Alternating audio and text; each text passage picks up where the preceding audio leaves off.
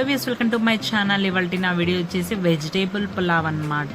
కాకపోతే నా దగ్గర ఉన్న మినిమల్ వెజిటేబుల్స్ తో అయితే నేను చేసుకున్నాను. సో నేనైతే 4 గ్లాసెస్ ఆఫ్ బాస్మతి రైస్ తీసుకొని ఒక 10 or 15 మినిట్స్ అట్లా నానబెట్టేసుకోండి. అవి నానేలోపు మీరు ఏం చేయండి అంటే కుక్కర్ తీసుకొని కొద్దిగా ఆయిల్ ఆర్ నెయ్యి వేసుకొని జీరా ఇంకా మీ దగ్గర ఏ బిర్యానీ స్పైసెస్ ఉంటే అవన్నీ వేసుకోండి.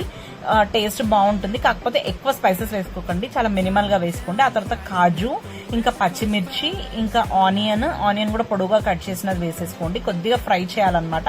ఆ తర్వాత అల్లం వెల్లిపాయ పేస్ట్ వేసుకోవాలి. అది కూడా కొద్దిగా పచ్చివాసన పోయే వరకు చేసుకోండి. ఆ తర్వాత మా ఇంట్లో ఉన్న వెజిటబుల్స్ మాత్రమే వేసాను. హాఫ్ క్యారెట్, కొద్దిగా బీన్స్, చిక్కుడుగాయ ఇంకా ఆలు ఇవి మాత్రమే ఉన్నాయి. ఇవన్నీ కూడా కొద్దిగా డిఫరెంట్ షేప్ లో అయితే కట్ చేశాను. నేను డైమండ్ షేప్ లో కట్ చేశాను, ఎందుకంటే పిల్లలకు కూడా తినేప్పుడు కొద్దిగా ఇంట్రెస్టింగ్ గా ఉంటుంది కదా. అవి కొద్దిగా ఫ్రై అయిన తర్వాత ధనియాల పొడి ఇంకా హోమ్ మేడ్ గరం మసాలా వేసుకున్నాను నేను. ఆ తర్వాత ఏం చేయండి అంటే 1 గ్లాస్ ఆఫ్ బాస్మతి రైస్ కి 1.5 గ్లాస్ ఆఫ్ వాటర్ వేసుకోండి.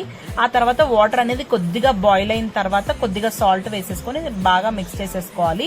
మీరు పసుపు అయితే వేయాల్సిన అవసరం లేదు. ఎప్పుడు కూడా నాన్ వెజ్ అలా కాకుండా అప్పుడప్పుడు వెజ్ కూడా ట్రై చేయండి, బాగుంటుంది టేస్ట్.